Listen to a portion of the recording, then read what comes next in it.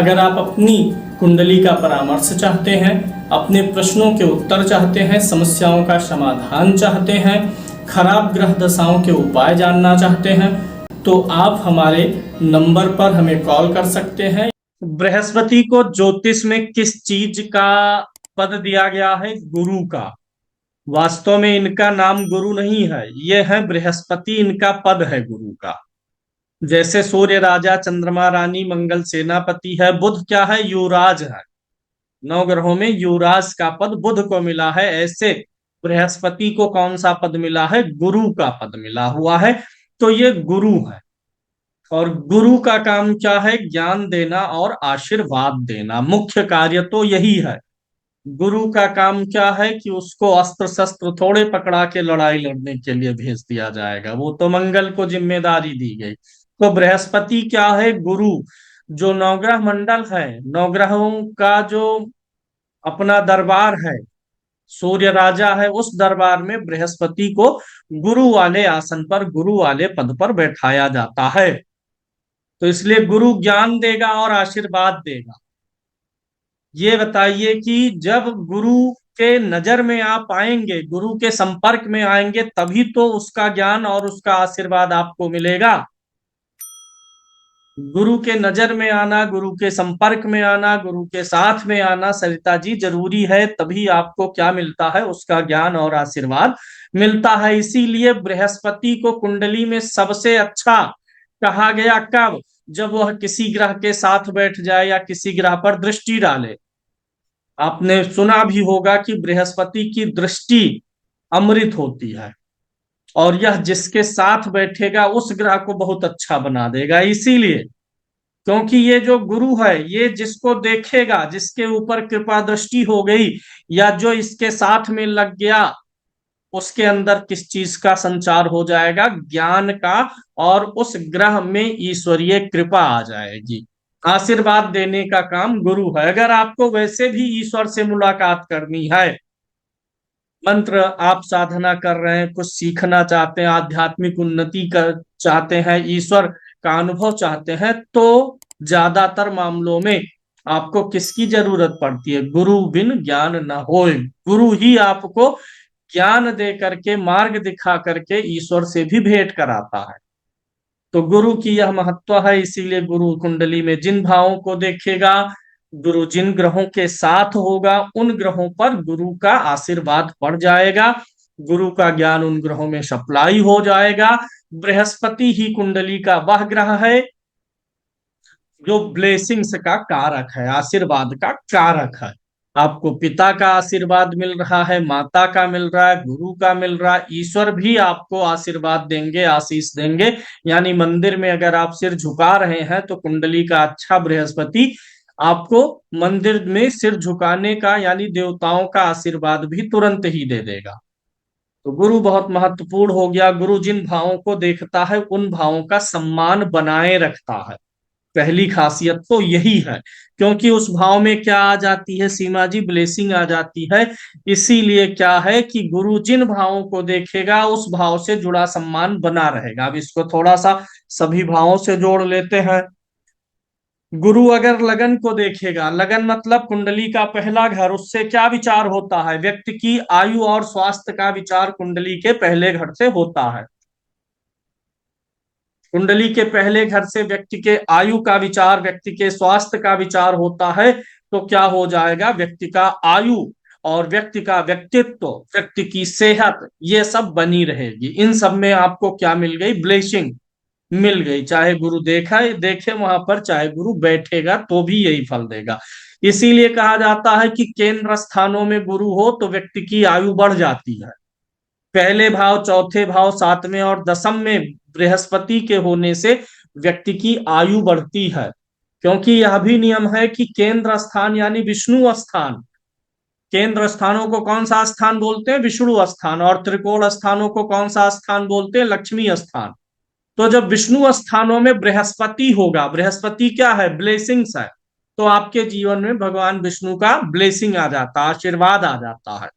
तो आशीर्वाद आएगा भगवान विष्णु का, तो आपकी आयु बढ़ जाती है। जब भी आपके ऊपर संकट आते हैं, तो छोटे मोटे संकट परेशानियों का निवारण अपने आप ऐसा बृहस्पति करता चला जाता है। द्वितीय भाव पे बृहस्पति देखेगा तो आपके वाणी का और आपके संस्कारों का सम्मान बनाए रखेगा, धन का सम्मान बनाए रखेगा। द्वितीय भाव व्यक्ति की वाणी है, द्वितीय भाव व्यक्ति का संस्कार है। तो बृहस्पति यहाँ दृष्टि डाल करके वाणी और संस्कारों का सम्मान, वाणी व्यक्ति ठीक ठाक बोलेगा, पारिवारिक संस्कार व्यक्ति के अच्छे होंगे।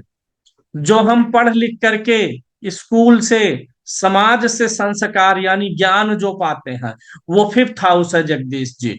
पांचवें घर से हम, हमारे लिए वो आ जाएगा जो हमने स्कूल से सीखा, पढ़ा, समझा, समाज से जो हमने ज्ञान लिया, वो पांचवा है। और जो हमने अपने परिवार से ज्ञान लिया है यानी संस्कार, इनको नमस्ते करना है, इनको प्रणाम करना है, कोई आ जाए तो उसको चाय पानी के लिए पूछना है, ये संस्कारों पर निर्भर करता है। तो कुटुंब से मिला हुआ ज्ञान और संस्कार द्वितीय भाव है। तृतीय भाव क्या है? तृतीय भाव मेहनत का है, धैर्य का है, छोटे भाइयों का है। तो इन चीजों में आपका सम्मान बना रहेगा। छोटे भाइयों के साथ रिलेशन अच्छी रहेगी, मेहनत, धैर्य, पराक्रम, पुरुषार्थ और आपका यह कम्युनिकेशन है, संचार है, इन सब का सम्मान बना रहेगा। चौथा भाव किस चीज का होता है? परिवार का होता है, तो आपके परिवार का सम्मान बना रहेगा। पंचम भाव संतान और ज्ञान का है, तो संतान और ज्ञान का सम्मान बना रहेगा। छठा भाव नौकरी का है, नौकरी में आपका सम्मान हमेशा ये मेंटेन करके रखेंगे, सेवा भाव में आपका सम्मान बना रहेगा। सप्तम भाव को देखेगा तो दाम्पत्य का सम्मान बनाए रखेगा। अष्टम भाव को देखेगा तो आयु का भाव अष्टम भाव है और जीवन की अंतिम अवस्था है। तो अष्टम भाव पर बृहस्पति की दृष्टि जीवन की अंतिम अवस्था अर्थात मृत्यु के समय आपका सम्मान बनाए रखेगा, यानी आप पूरे जीवन सम्मान से जी के जाएंगे और मृत्यु के समय भी आप बहुत ज्यादा घोर दिक्कत, परेशानी या पागलपन आदि का शिकार नहीं होंगे। मरते दम तक आपका सम्मान बना रहेगा। नवम भाव को देखेगा तो पिता का सम्मान, गुरु का सम्मान और सबसे अच्छी बात नवम भाव को देख करके बहुत ज्यादा ब्लेसिंग्स आती है। नवम भाव आशीर्वाद का भाव भी है। आशीर्वाद का भाव कौन सा है? नवम। और आशीर्वाद का ग्रह कौन सा है? बृहस्पति। तो नवम भाव में बृहस्पति का होना या नवम भाव को बृहस्पति देखे या नवम भाव में बृहस्पति की राशि हो, तो ऐसे लोग विशेष रूप से आशीर्वाद के मामले में लकी होते हैं। किसी का आशीर्वाद लीजिए, आपको बहुत फलित होगा। दसम भाव में बृहस्पति देखेगा तो आपके कर्म का, आपके मान सम्मान का, प्रतिष्ठा का सम्मान बना के रखेगा। एकादश भाव को देखेगा तो उपलब्धियों का सम्मान बना के रखेगा। और 12वें भाव को देखेगा तो आपका शुभ कार्यों में व्यय का सम्मान बना के रखेगा। शुभ कार्यों में आप पैसा व्यय करेंगे, खराब कार्यों में व्यय नहीं करेंगे। खर्चे का जो योग आपके जीवन में आएगा वह अच्छे कार्यों में आएगा। तो ये जहां देखता है बेसिकली उस भाव में ज्ञान की सप्लाई करता है, और जहां ज्ञान होता है वहां पर व्यक्ति अपना सम्मान बनाए रख जाता है। ज्ञान नहीं होना ही क्या होता है? ज्ञान नहीं होगा, विवेक नहीं होगा तो कुछ भी बोल जाएंगे, कुछ भी कर जाएंगे, तभी तो अपमानित होंगे। और जब ज्ञान होगा तो क्या बोलना, कितना बोलना, नहीं बोलना, ये पता होता है। और इसी माध्यम से गुरु क्या करता है? सम्मान बनाए रखता है। एक सूत्र याद रखिएगा कि केंद्र का बृहस्पति आयु को बढ़ाता है। दूसरा सूत्र, अगर शनि भी केंद्र में आ गया तो ये भी आयु बढ़ाता है। दोनों एक साथ हो जाने पे योग और तगड़ा हो जाता है। केंद्र का शनि और केंद्र का बृहस्पति ये आयु को तो ज्यादा लंबा करने लग जाते हैं। अगर बृहस्पति या शनि में से किसी एक की या दोनों की अष्टम भाव में स्थिति हो या अष्टम भाव को देखेंगे तो भी आयु बढ़ेगा। बृहस्पति अगर केंद्र में है तो आयु वृद्धि का नियम, शनि भी आ गया तो और भी पक्का हो जाता है। अब यहाँ पर आप जानते हैं कि पंचम, ये नवम भाव जो है ये भाग्य का भाव है। बृहस्पति भाग्य का कारक है। भाग्य का कारक, भाग्य मतलब ब्लेसिंग ही होता है। आपको कोई चीज, आपने काम किया, बहुत कम इफर्ट में आप सफल हो गए, या फिर कुछ मान लीजिए आपने कोई एक शेयर खरीद के रखा है, बहुत कम होता है ऐसा, कोई एक शेयर ऐसे 10-5 रुपए का आपने खरीद के रखा हुआ है, बस ऐसे कर रहे हैं, नुकसान हो रहा, प्रॉफिट हो रहा, फर्क नहीं पड़ रहा, 2-4 हजार लगाए, एक दिन में पता चला उस शेयर की कीमत बहुत बढ़ गई, तो ये बृहस्पति का ही कमाल होता है।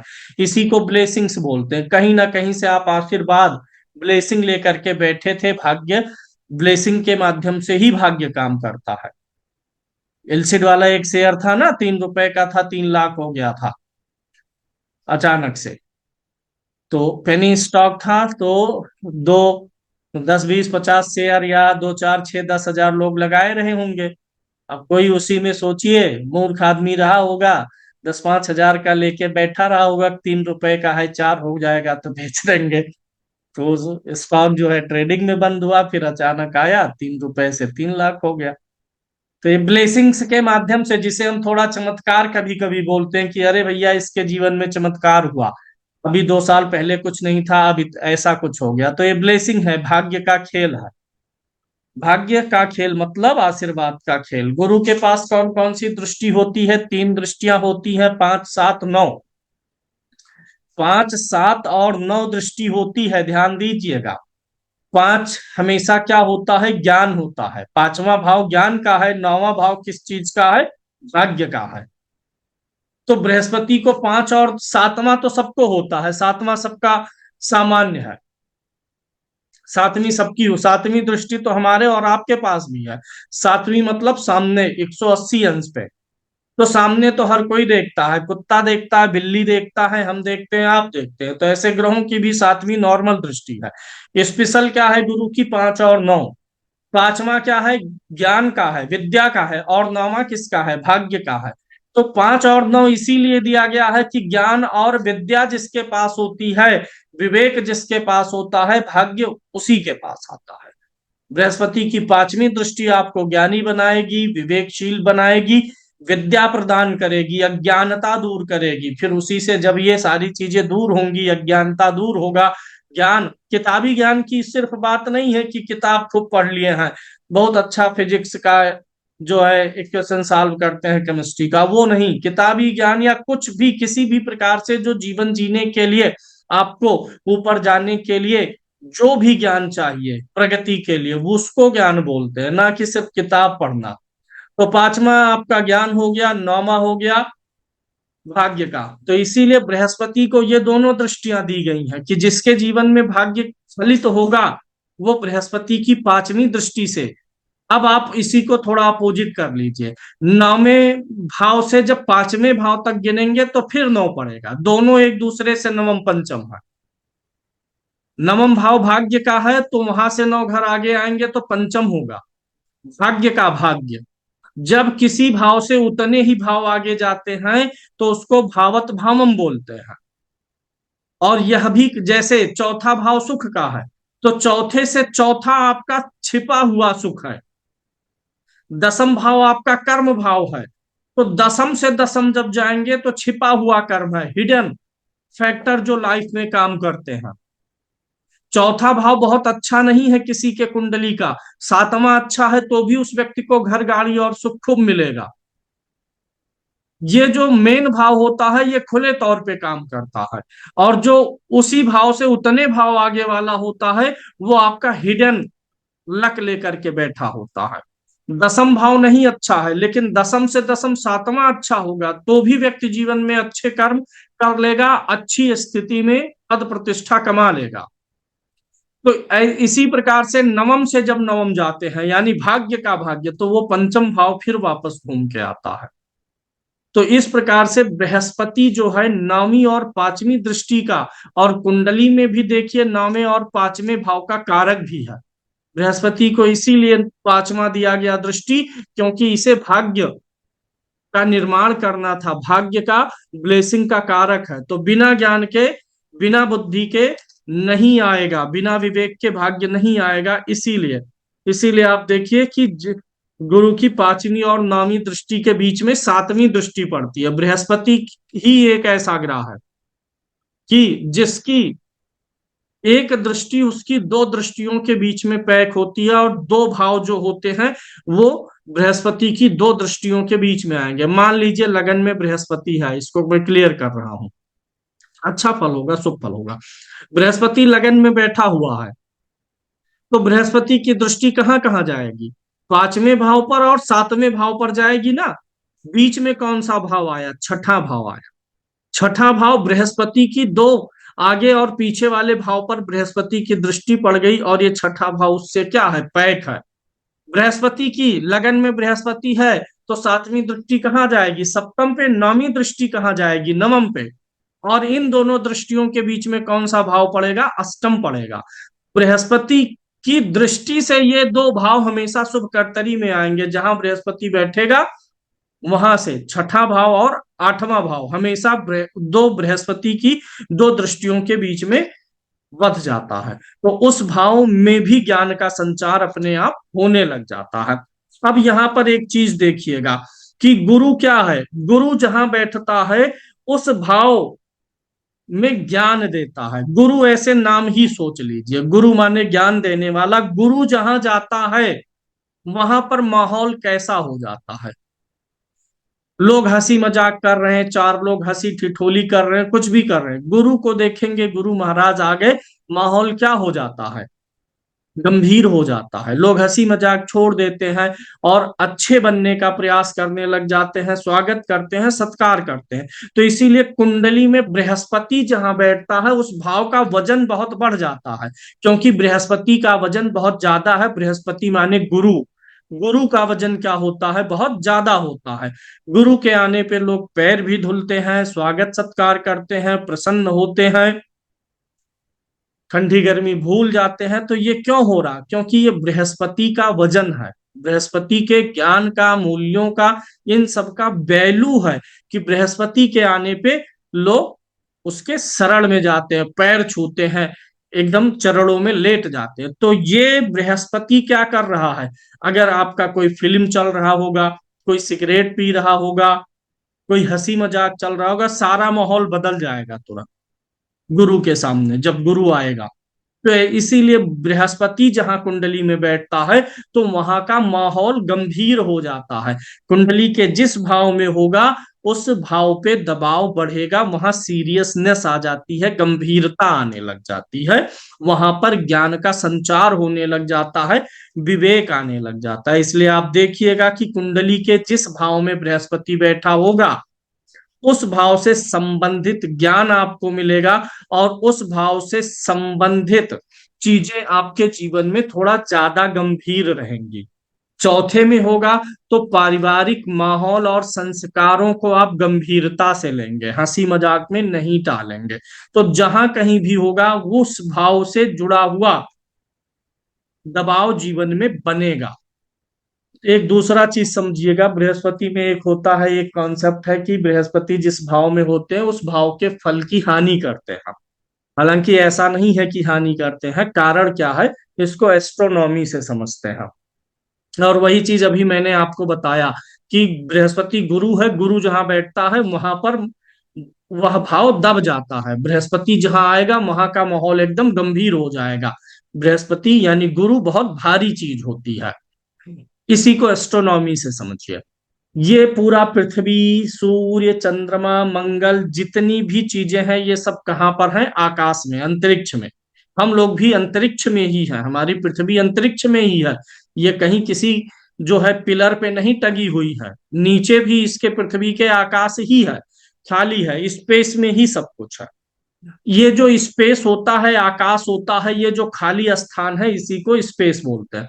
ये जो खाली स्थान होता है आप इसे एक महीन चद्दर मान लीजिए। हर एक ग्रह, नक्षत्र, तारे, सितारे सब कहाँ है, आकाश रूपी चद्दर पे बैठे हुए हैं। और सौर मंडल में बृहस्पति सबसे भारी प्लैनेट है, ये भी सबको पता है। तो क्या है कि आप मान लीजिए मच्छरदानी कभी लगाए हैं, मच्छरदानी इमेजिन करिए, मच्छरदानी की लगा लिए, ऊपर मच्छरदानी की छत बन गई।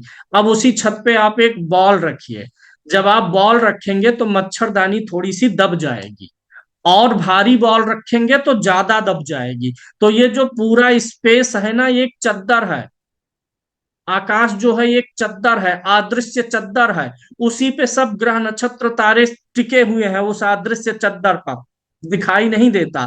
उसको चद्दर क्यों कहा जा रहा है, इसीलिए क्योंकि कोई चीज गिर नहीं रही है, जो जहां है अपने क्रम से चल रही है। तो आकाश रूपी चद्दर ने सबको थामे हुए है। तो जब आप मच्छरदानी के ऊपर बॉल रखे, जितना भारी बॉल होगा मच्छरदानी उतनी कर्व होगी, उतनी दबेगी, गड्ढा बनेगा। तो बृहस्पति सबसे भारी प्लैनेट होने के नाते और गुरु को ही सबसे ज्यादा भारी माना जाता है, इसीलिए बृहस्पति जिस भाव में बैठता है उस भाव, क्योंकि कुंडली भी आकाश ही है, कुंडली भी स्पेस ही है, उस भाव की चद्दर क्या होती है, थोड़ी सी मुड़ जाती है। तो मुड़ जाने के नाते ऐसा लगता है कि इस भाव के फल को बृहस्पति रोक रहा है, यही स्थान हानि का इसीलिए कारण बनाया गया कि बृहस्पति जिस स्थान में बैठता है वहां हानि करता है। लेकिन इसको दो चीजों से आप देखेंगे। अब अगर बृहस्पति बैठा है और चद्दर कर्व हुई है, चद्दर मुड़ गई है, मच्छरदानी मुड़ गई, चद्दर ऊपर आपने बॉल रखा, अब आप चार पांच बॉल अगर रख देंगे ज्यादा, मतलब एक से अधिक बॉल, तो बृहस्पति ने दबाया है, अगला भी दबाएगा, तो थोड़ा सा प्लेन हो जाएगा। जो एकदम से गहरा सा गड्ढा था, अब वो गहरा सा गड्ढा नहीं रह जाएगा और दब के बराबर हो जाएगा। इसलिए अगर बृहस्पति के साथ कोई दूसरा प्लैनेट है तो बृहस्पति स्थान हानि नहीं करेगा, क्योंकि तब वो इतना लंबा कर्व हो जाएगा कि एक तरीके से बैलेंस हो जाएगा। एक अगर 20 फुट की सीढ़ी सीधी खड़ी कर दी जाए और चढ़ने के लिए कहा जाए तो नहीं चढ़ पाएंगे, लेकिन उसको पट कर दिया जाए, ऐसे एकदम ढाल बना दिया जाए, तो हमें नहीं लगेगा कि हम ऊंचे जा रहे हैं, आराम से चढ़ जाएंगे। तो दो प्लानेट आने पे कर्व घट जाता है। तो अगर बृहस्पति के साथ कोई दूसरा ग्रह बैठा है तो स्थान हानि नहीं होगी। दूसरी बात यह है कि हर ग्रह में अपनी एक चमक होती है, हर ग्रह, हर मनुष्य में अपनी एक, हर पदार्थ में अपनी एक चमक है। आपका जो है काले रंग का कोई फोन है, कोई भी वस्तु काले रंग का है, तो उसमें भी एक चमक होती है। चमक ना होती तो हम देख ही ना पाते कि हाँ ये काला है। गुरु क्या है, गुरु ज्ञान है, और ज्ञान की तुलना किससे की जाती है, दीपक से। दीपक जहां होता है वहां पे अंधेरा रहता है, दीपक जहां होता है वहां दीपक चारों ओर प्रकाश तो फैलाएगा, लेकिन दीपक के पास में उसकी अपनी तली में अंधेरा होता है। आप अपने कमरे में देखिए, जहां बल्ब जल रहा होगा तो जहां उसका होल्डर लगा है, प्लग लगा है, वहां पीछे परछाई जरूर रहेगी, धुंधला रहेगा। सामने तो बल्ब लाइट मारेगा, लेकिन जहां आपने होल्डर लगाया वहां पे, क्योंकि बल्ब का मुख सामने जा रहा, प्रकाश सामने जा रहा, तो इसीलिए भी जहां दीपक होता है वहां थोड़ा अंधेरा हो जाता है। तो इसलिए भी कहा जाता है कि बृहस्पति जहां बैठेगा वहां पर अंधेरा रहेगा। लेकिन अगर एक दूसरा प्लैनेट उसी के साथ आ गया, या बृहस्पति के सामने सूर्य चंद्रमा आ गए, अब वो अंधेरा नहीं रहेगा, क्योंकि इधर सामने से सूर्य चंद्रमा अपनी लाइट मार देंगे तो उधर का अंधेरा दूर हो जाएगा। या साथ में अगर कोई प्लैनेट आ जाएगा तो उस प्लैनेट की जो अपनी चमक है उसके कारण से बृहस्पति का धुंध दूर हो जाएगा, और बृहस्पति के नाते उसका धुंध दूर हो जाता है। तो इसलिए ये जो नियम है कि बृहस्पति स्थान हानि करता, जिस भाव में बैठेगा उस भाव के फलों को पीड़ित करेगा, यह नियम तभी लगाना है जब बृहस्पति अकेला हो या बृहस्पति के सामने कोई ग्रह ना हो। अगर बृहस्पति के सामने कोई ग्रह है, या फिर सूर्य चंद्रमा है, या फिर बृहस्पति के साथ कोई है, तो स्थान हानि वाला नियम नहीं लगाना है, स्थान हानि नहीं होगी, दीपक तले वाला अंधेरा दूर हो जाता है। ये आप हो सकता है समझ गए हो। अब यहाँ पर बृहस्पति जो है, चूंकि ये ज्ञान का कारक ग्रह है, इसलिए ये शिक्षा से भी जुड़ जाएगा। जिसकी कुंडली में बृहस्पति अच्छा रहेगा उसकी शिक्षा में अवरोध कम आएंगे। बृहस्पति अच्छा रहेगा तो जीवन में अच्छे गुरु आपको मिलते रहेंगे।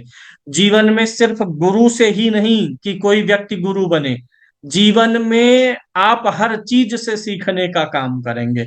कहीं कुछ आपको मिल जाएगा पशु पक्षी से सीखने को, तो वहां से भी आप एजुकेशन लेंगे। बृहस्पति अच्छा हो तो बृहस्पति हर चीज, ऐसा व्यक्ति हर चीज से सीखता हुआ चलेगा, सिर्फ अपनी ही गलती से सीखेगा ऐसा कुछ नहीं है। दूसरों की गलतियों से सीखेगा, जानवरों से भी कुछ ना कुछ सीख लेगा, पशु पक्षियों से। शिक्षा में अवरोध नहीं आएगा। गुरु ऐसे व्यक्ति को हमेशा अच्छे अपने आप मिलते जाएंगे। बृहस्पति गड़बड़ होता है तो बार बार गुरु बदलने की भी नौबत आ जाती है। अच्छे गुरु नहीं मिल पाते, एक गुरु से पूरा ज्ञान नहीं मिल पाता, ऐसा कुछ बहुत कुछ सामने आ सकता है। अब बृहस्पति को चूंकि आपको बताया गया कि बृहस्पति क्या है, गुरु हैं, किसके, सभी देवताओं के। संतोष पांडे जी, बृहस्पति कौन है? सबके गुरु हैं, सूर्य चंद्रमा इंद्र अग्नि, सबके गुरु कौन है? बृहस्पति है। अगर गुरु कोई सोर्स लगाएगा तो व्यक्ति को बात माननी पड़ती है। गुरु का सोर्स अगर आ गया, मान लीजिए कि आप किसी पद पर हैं और आपके गुरुजी आ गए, सोर्स लगा रहे हैं कि जगदीश जी का यह काम कर दीजिएगा संतोष जी, और मैं आपका गुरु हूं, तब आप करेंगे उस काम को। तो इसीलिए सारे देवताओं और ग्रहों के गुरु हैं बृहस्पति महाराज। इसलिए जब कभी भी बहुत समस्याएं आ जाए, बहुत परेशानियां आ जाए, घिर गए हो, तो गुरु की शरणागति करिए, उनसे सोर्स लगवाइए।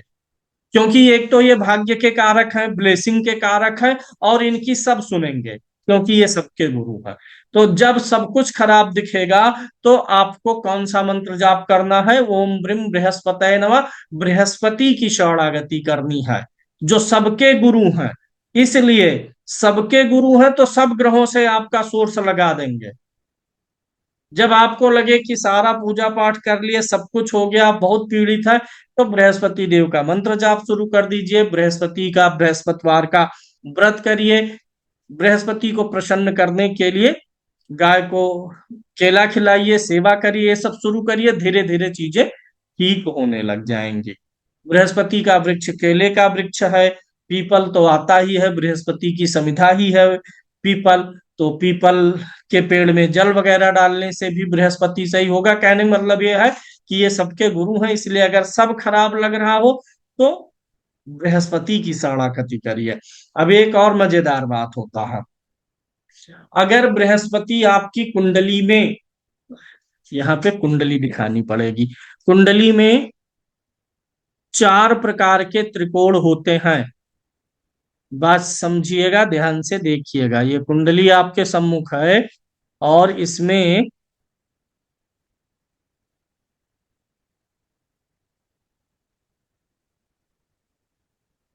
जो पहला घर होता है इसको बोला जाता है धर्म त्रिकोण। 4 पुरुषार्थ होते हैं, धर्म अर्थ काम मोक्ष, ये 4 पुरुषार्थ है। तो धर्म, पहला भाव कौन सा होता है? धर्म त्रिकोण।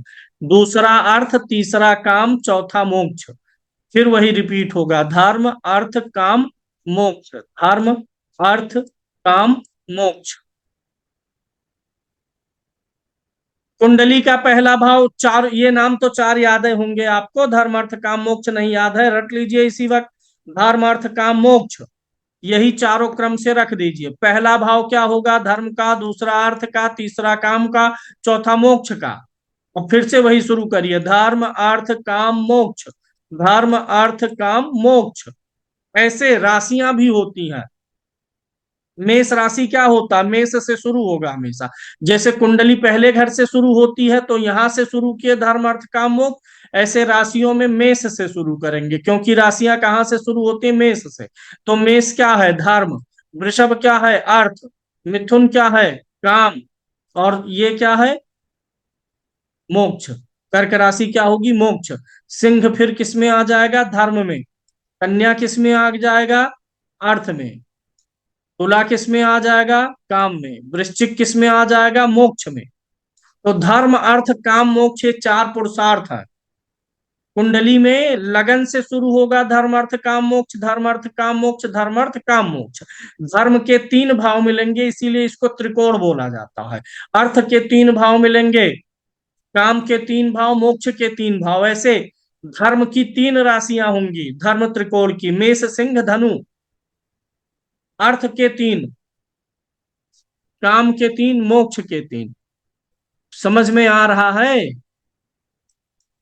धर्म अर्थ काम मोक्ष, इसमें कोई गुणा गणित वाली बात नहीं है। चारों को लगातार गिन देना है कुंडली में लगन से शुरू करके। और राशि पे कहां से विवेक राघव जी शुरू करना है? मेष से। उम्मीद है समझ गए होंगे। अब मेन बात समझिए, अगर आपका बृहस्पति कुंडली में धर्म त्रिकोण के भाव में होगा तो उसकी दोनों दृष्टियां, पांचवी और नामी, सातवीं तो नॉर्मल है, पांचवी और नामी दृष्टि अगर बृहस्पति धर्म त्रिकोण में है तो बृहस्पति की स्पेशल दृष्टि धर्म त्रिकोण के ही भाव पर जाएगी। अगर बृहस्पति आपकी कुंडली में अर्थ त्रिकोण में बैठा हुआ है तो बृहस्पति की पांचवी और नामी दृष्टि अर्थ त्रिकोण के ही भाव में जाएगी। अगर बृहस्पति काम त्रिकोण के भाव में है तो बृहस्पति की पांचवी और नामी दृष्टि काम त्रिकोण के ही भाव पर जाएगी। बृहस्पति मोक्ष त्रिकोण में बैठा है तो उसकी पांचवी और नामी दृष्टि कहाँ जाएगी? मोक्ष त्रिकोण पे जाएगी, ये पक्का है। तो आप यह जज करिए अपनी कुंडली देख करके कि बृहस्पति धर्म अर्थ काम मोक्ष किसके भाव में बैठा है। धर्म में है, अर्थ में है, काम में है, मोक्ष में है। उसी प्रकार का आपके जीवन में वर्चस्व रहेगा, उसी प्रकार से आपके जीवन में ब्लेसिंग्स आएंगी। उस प्रकार की चीजों की, जैसे धर्म त्रिकोण में है तो आध्यात्मिक उन्नति के लिए, अपने धर्म के पालन के लिए, जिम्मेदारियों के निर्वहन के लिए बृहस्पति आपको ब्लेसिंग्स दे रहा है। अगर बृहस्पति अर्थ त्रिकोण में है तो धन के मामले में बृहस्पति आपको ज्यादा ब्लेसिंग्स देगा, धर्म में नहीं लेकिन अर्थ में। काम त्रिकोण के भाव में बृहस्पति बैठा हुआ है तो बृहस्पति आपको पुरुषार्थ, मेहनत, श्रम, जिम्मेदारियां लेना, इन सब के मामले में ब्लेसिंग देगा।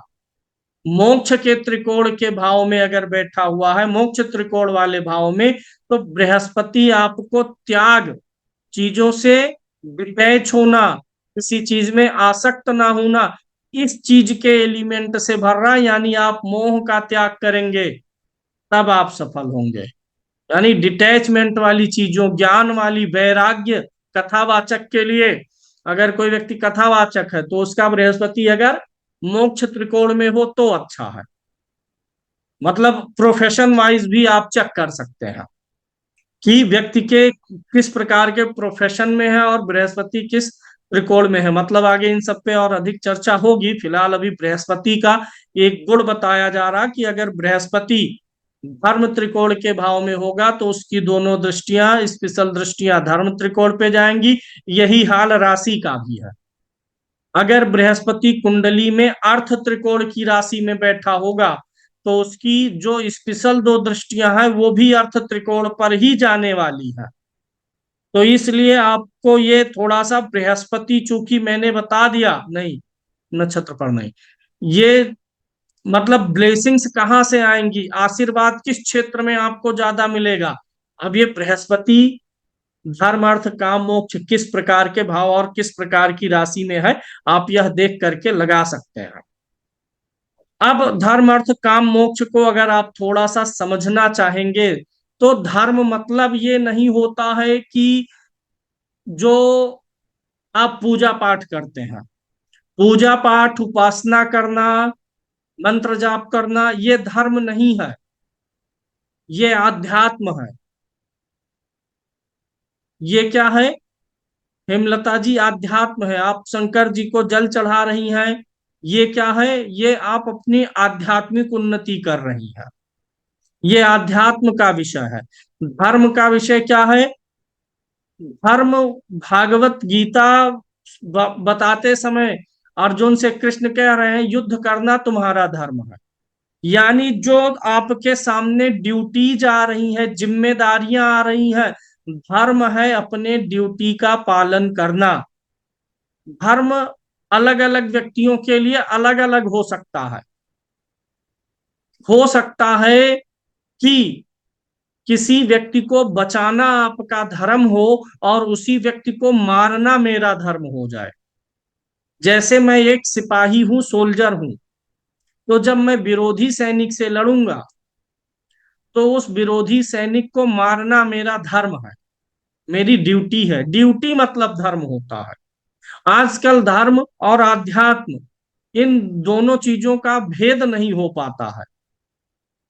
ओम नमः शिवाय राम राम, राधे श्याम, ये सब आप आध्यात्मिक उन्नति के लिए करते हैं। आध्यात्मिक उन्नति होती है तो आपके पाप कटते हैं, ना कि ये आपका धर्म है। धर्म जो होता है ये जीवन जीने की पद्धति बताता है, और आध्यात्म आत्म उन्नति उन्नति को बताता है। जैसे आप इस एक पिता के रूप में बच्चे का, पत्नी का पालन पोषण करना, ये आपका धर्म है। एक बच्चे के रूप में पिता माता की सेवा करना, ये धर्म है। एक पत्नी के रूप में पति से झगड़ा करना, ये आपका धर्म है। तो धर्म ये होता है, ड्यूटी का पालन करना धर्म कहलाता है। और जय श्री राम, ओम भूर्भुवः स्वः तत्सवितुर्वरेण्यम, ये क्या है? ये आध्यात्मिक उन्नति का विषय है।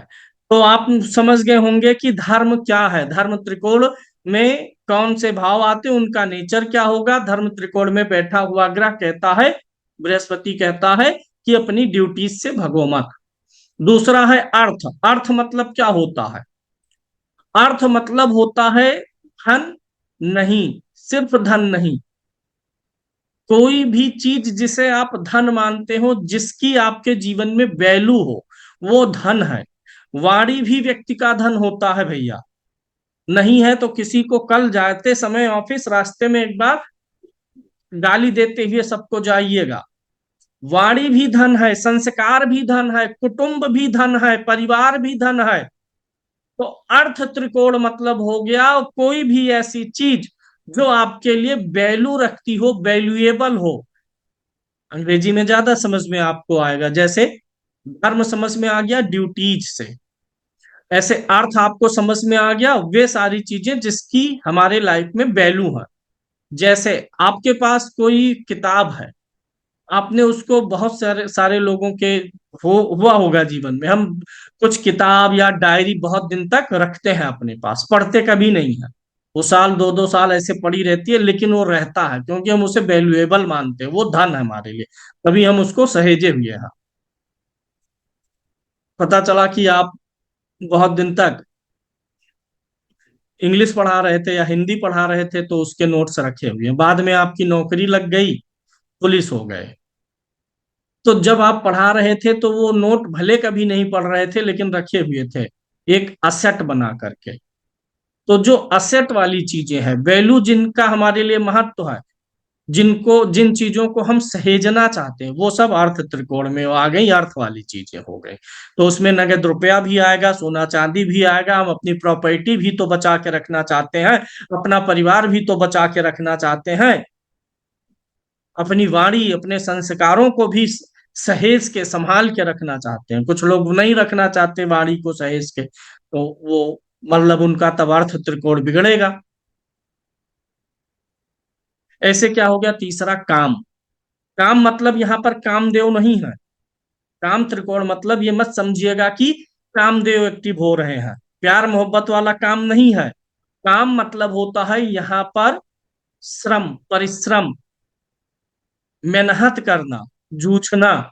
जहां पर काम होता है ना, वहां पर पुरुषार्थ आ जाता है। जैसे उसी काम से ही जोड़ लीजिए, काम मतलब किसी के प्रति आपके मन में प्रेम उत्पन्न हुआ, आपको कोई बहुत अच्छा लगा, तो आप उसे पाने के लिए क्या करना शुरू करेंगे? प्रयत्न।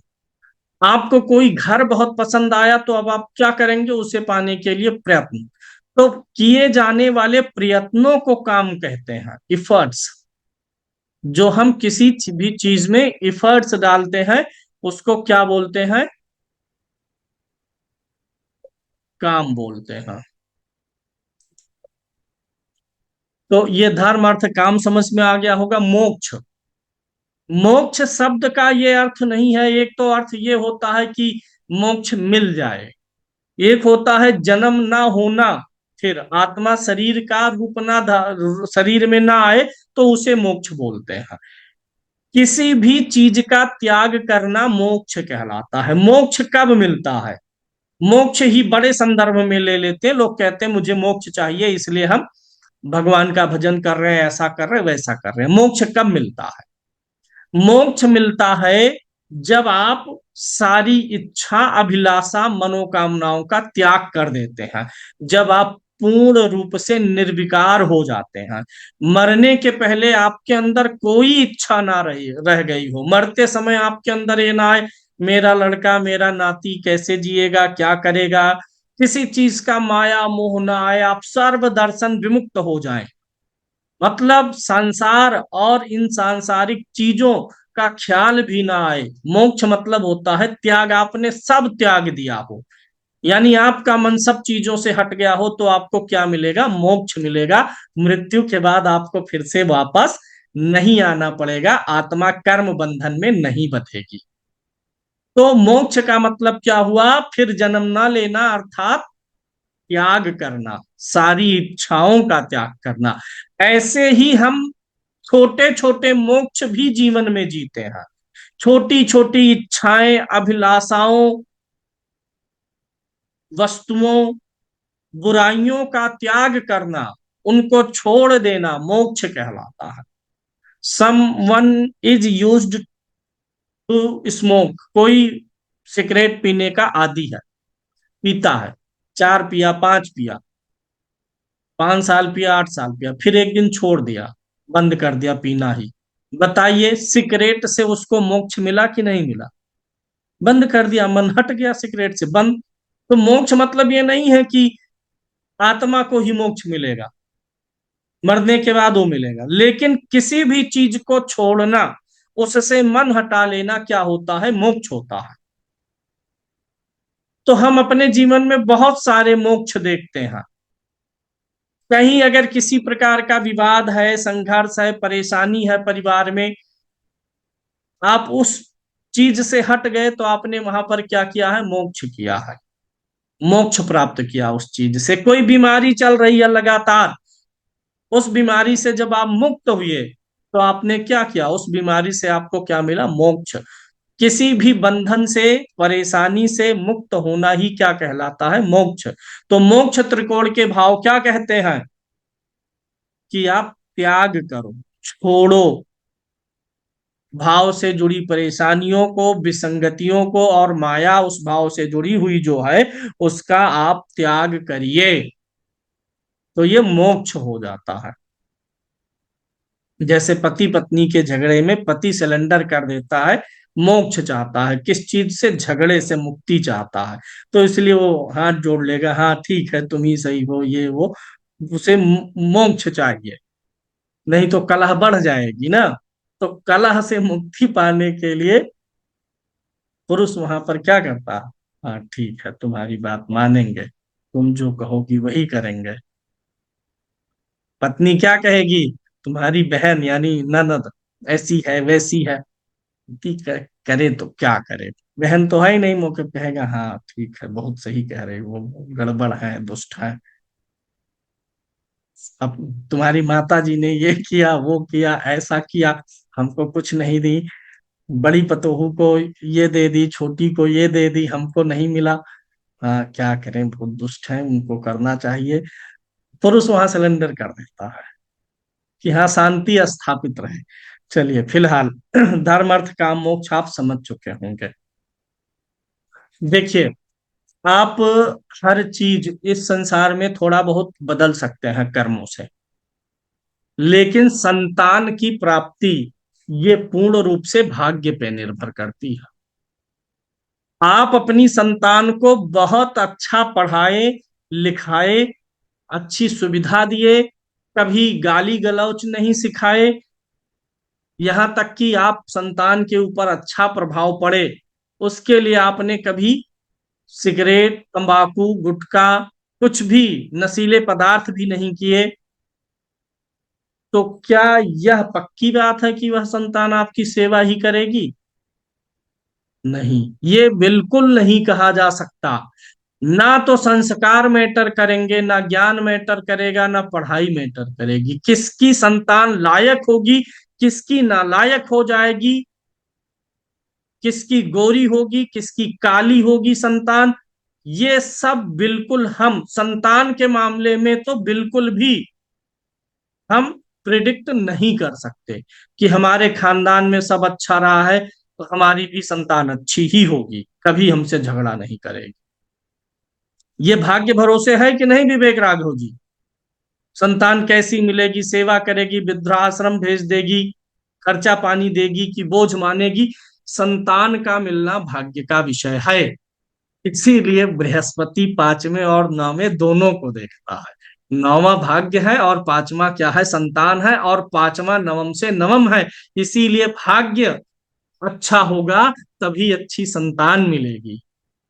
भाग्य ही आपको अच्छी संतान दे सकता है, भाग्य ही अच्छा संतान या बुरा संतान देगा। इसीलिए जिसके बृहस्पति की दृष्टि नवम भाव पर है और पंचम पर है, या नवम पंचम में से किसी एक पर भी है, या बृहस्पति कुंडली में अच्छा है, तो उसको अच्छी संतान मिलने का प्रॉमिस कुंडली में नजर आ जाता।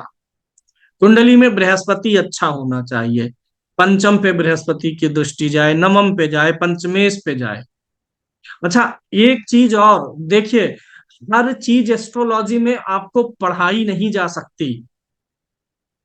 दो, एक कपल है, दो कपल तो होंगे नहीं, इक्के होंगे, दो होंगे तो चार, दो जोड़ा हो जाएगा। एक कपल है यानी पति और पत्नी है, दोनों में लड़ाई चल रहा है, ऐसे सवाल आते हैं। अब देखिएगा कि कॉमन सेंस एस्ट्रोलॉजी में कैसे यूज करना पड़ता है।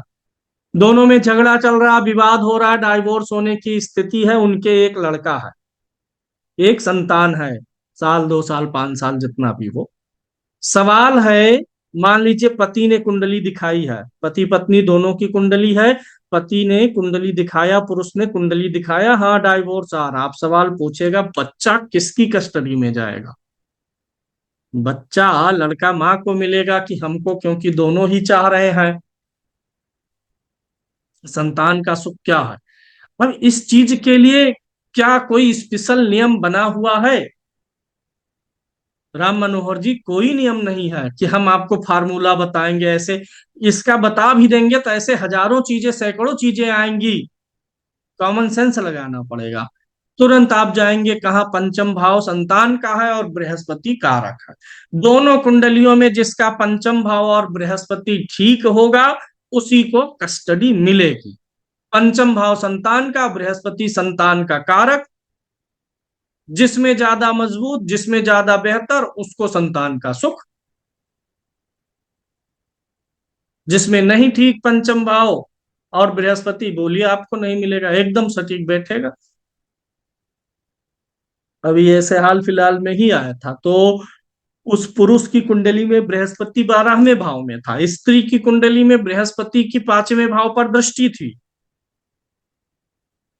स्त्री में बृहस्पति 5वें भाव को, संतान भाव को देख रहा है, तो अब जजमेंट हो गया।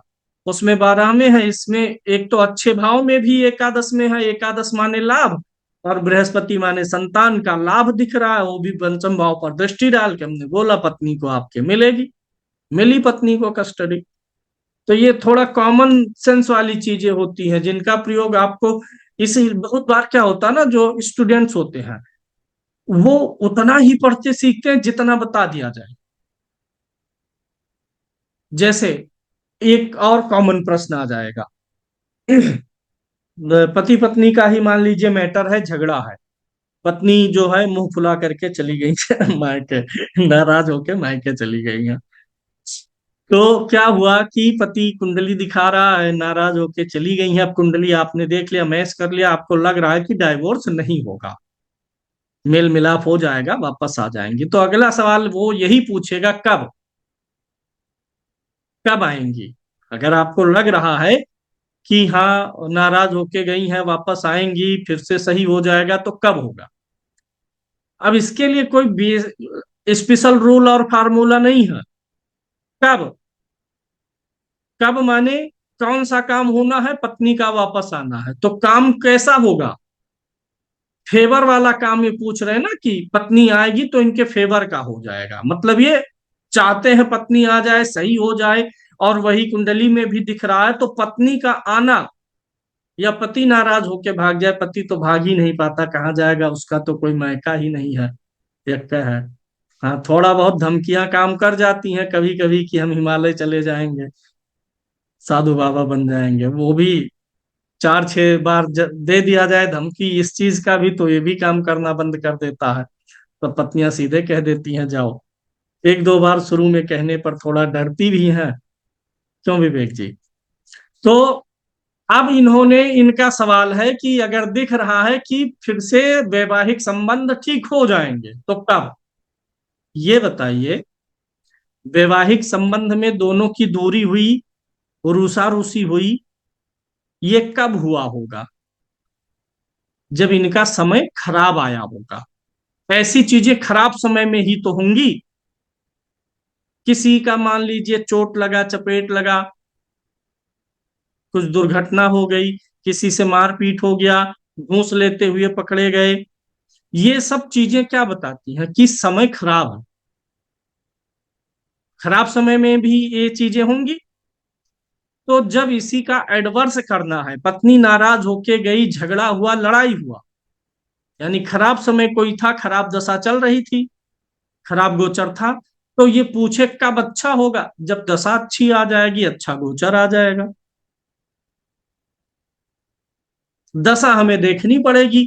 किसी ऐसे ग्रह की दशा तो नहीं है जो 7वें भाव को खराब कर रहा है, किसी 7.5 का तो असर नहीं है, नीच उच के ग्रह की दशा तो नहीं है। अंतरदशा जब वो खत्म होगी, गोचर सही होगा, तब बोलिए अपने। अब इसमें स्पेशल सूत्र निकालने का नहीं बनेगा कि ये आपको कोई एस्ट्रोलॉजर सिखा देगा। कोई पूछ लिया तो कहिए अरे राम, नक्षत्र तक वाले सिखेबे नहीं किए, बीवी कब वापस आएगी, कुंडली में तो दिख रहा तलाक नहीं होगा, आप कब कह दे कि ये वापस आएगी? तब मैसेज आएगा तड़ाक से हमारे व्हाट्सएप पे, गुरुजी इनकी बीवी चली गई है, वापस कब आएगी? भाई वापस तब आएगी जब दशा और ग्रह गोचर सही हो जाएंगे। फिलहाल अगर हंसी मजाक के मूड में देखें तो जब दशा सही हो जाएगी, गोचर सही हो जाएगा, तो पत्नी आ जाएंगी। थोड़े दिन आजाद हैं तब समय सही है कि जब आ जाएंगी तब अच्छा दशा माना जाएगा। फिलहाल चलिए, वही है ना कि जैसे तीखा भी लगता है लेकिन बिना तीखे के स्वाद भी नहीं आता है। तो पति पत्नी वाला रिश्ता भी ऐसा है। तो देखिए, बृहस्पति जो है कहाँ उच्च का होगा? कर्क राशि में। बृहस्पति कर्क में उच्च का होगा। कर्क मतलब कुंडली का कौन सा भाव? चौथा भाव। चौथा भाव होता है ना, काल पुरुष से चौथा भाव। कर्क में ही उच्च का इसीलिए है क्योंकि संसार की पहली गुरु कौन सी होती है? माँ। पहली गुरु कौन सी है संसार में? व्यक्ति का पहला गुरु जो होता है वो माँ। ठीक है, वही पहले जब एकदम हम छोटे रहेंगे तो गोद में लेकर के ऐसे हिला डुला के, सो जा लल्ला सो जा, ये सिखाती है कि मैं गा रही हूं, अब इसको सुन रहे हो तो सो जाओ, यानी गाना गाने से सोना है। वहीं से सिखाना शुरू हो जाता है। तो संसार की पहली गुरु कौन है? माँ है। इसीलिए माँ के घर में कर्क राशि में गुरु तो, बृहस्पति तो गुरु है और माँ पहली गुरु है, इसीलिए माँ के घर में बृहस्पति उच्च का होता है। कर्क राशि में ही यह बृहस्पति उच्च का होता है। जिसका उच्च का गुरु होगा, बृहस्पति अच्छा होगा, जीवन के हर क्षेत्र में उसे अच्छे गुरु मिलेंगे। उसकी, वो अपनी माँ से भी चीजों को सीखेगा, पिता से भी सीखेगा, भाई से, यानी हर जगह पर उसकी सीखने वाली ही नियत और बुद्धिमत्ता बनी रहती है। स्त्रियों के लिए बृहस्पति बड़ा महत्वपूर्ण है क्योंकि बृहस्पति पति और पुत्र इन दोनों सुखों का कारक है। किसी भी स्त्री के सौभाग्यशाली होने में बृहस्पति की बड़ी भूमिका होती है। बृहस्पति अच्छा होता है तो ऐसे में उस स्त्री के जीवन में पति का सुख जीवन भर बना रहता है। उसको, एक स्त्री के लिए पति और संतान बहुत महत्वपूर्ण चीज है। संतान बड़ी हो गई, योग्य हो गई, तो थोड़ा पति निकम्मा भी हो जाएगा तो भी चलता है, क्योंकि तब संतान सक्षम है, वो माँ का केयर करेगा। तो पति और पुत्र दोनों की बड़ी भूमिका है। तो इसलिए कोई स्त्री सौभाग्यवती रहेगी पति और पुत्र से, उसके जीवन को सुरक्षा और सुविधाएं मिलती रहेंगी, ये बृहस्पति से देखना है। इसीलिए अगर किसी स्त्री की कुंडली में द्वितीय भाव में, अष्टम भाव में बृहस्पति हो या द्वितीय भाव में हो, क्योंकि एक में होगा तो अगले पे दृष्टि डालेगा। किसी स्त्री की कुंडली में द्वितीय भाव या अष्टम भाव में बृहस्पति हो या दृष्टि हो, तो ऐसी स्त्री जो है जिस घर में जाती है उस घर की वृद्धि होने लगती है। ऐसी स्त्री पति और पुत्र के सुख से संपन्न रहती है। जिस स्त्री की कुंडली के द्वितीय और अष्टम में बृहस्पति है, वह स्त्री विवाह के बाद अपने कुटुंब में कलह का कारण भी नहीं बनती है। अगर आपके अष्टम भाव में क्रूर ग्रह है, खासकर स्त्री के, तो ससुराल में आपका जीवन कलह वाला रहेगा, अष्टम में क्रूर ग्रह के होने से। शुभ ग्रह है तो सौम्यता बनी रहेगी। तो ये हो गया बृहस्पति के लिए, नैतिकता, आशीर्वाद, ज्ञान, इन सब का ग्रह बृहस्पति है। और बृहस्पति के साथ एक बड़ा सुंदर योग बनता है चंद्रमा से गज केसरी। गज केसरी योग क्या करता है? चंद्रमा मन है, बृहस्पति ज्ञान है। गज केसरी योग कुछ लग्नों में तो मैंने आगे पढ़ाया जाएगा विस्तार से, अभी मैं संक्षिप्त बृहस्पति के नाते बता रहा हूं। बृहस्पति अकेला ही केंद्र में हो तो बहुत अच्छा है। हाँ, इनलाज, इनलाज और वो कुटुंब का है ना। आठवां घर अगर देखेंगे तो सातवें से दूसरा है, तो जीवन साथी का कुटुंब कौन होता है? आठवां भाव। तो वहां पे शुभ ग्रह रहेगा तो कुटुंब से जमेगा, बनेगा। बृहस्पति केंद्र में होगा तो कुंडली के छोटे मोटे दोषों को वैसे खत्म कर देगा। लेकिन अगर वह चंद्रमा के साथ आ गया, गज केसरी भी बन गया और तब केंद्र में है, तो बहुत सारे दोषों का हनन कर देता है कुंडली में। तो गज केसरी की ये क्या विशेषता होती है कि अगर यह केंद्र स्थानों में बन रहा है तो कुंडली के बहुत सारे छोटे मोटे दोषों को ये खत्म ही कर देता है। जैसे मान लीजिए कि अ, आपका बृहस्पति केंद्र में है, शनि नीच का हो गया कुंडली में कहीं, तो नीच शनि का जो भी दुष्प्रभाव आना है, केंद्र का बृहस्पति उसे कभी जानलेवा नहीं होने देगा। कोई भी दुष्प्रभाव जानलेवा जीवन पे बन जाए, अपंग हो जाए, ऐसा कुछ होने से रोकता है। चलिए, ठीक है। चांडाल वगैरह सब पढ़ाएंगे, ये तो अभी खाली बृहस्पति का वैसे बता रहे हैं। चलिए, अगले क्लास में हम पढ़ेंगे, जैसे बृहस्पति ज्ञान है, विवेक है, बृहस्पति देवताओं का गुरु है, वैसे शुक्र महाराज को पढ़ेंगे जो दैत्यों के गुरु हैं।